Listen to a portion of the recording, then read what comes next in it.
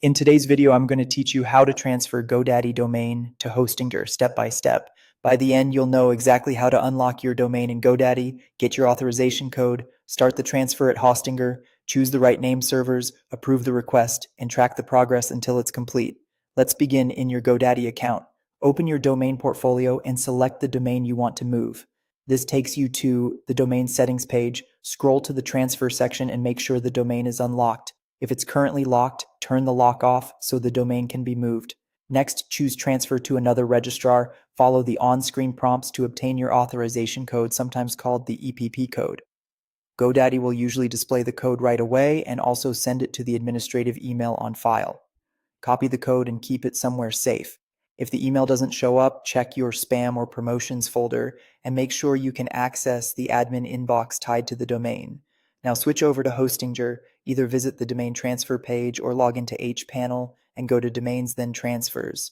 Enter your domain name exactly as it's registered and click Transfer. You'll be guided to checkout to pay for the transfer. This fee typically includes a 1-year renewal that gets added to your current expiration date. When prompted, paste the authorization code you copied from GoDaddy. You'll then choose your name server preference. If your website and email are already working elsewhere and you don't want anything to change during the move, keep your current name servers. If you plan to manage DNS at Hostinger, select Hostinger's name servers. Keep in mind that switching name servers can trigger DNS propagation, which may briefly affect site or email routing, so plan this change for a low traffic time if possible. After checkout, watch your inbox. You'll receive a confirmation email from the registry or from Hostinger asking you to approve the transfer.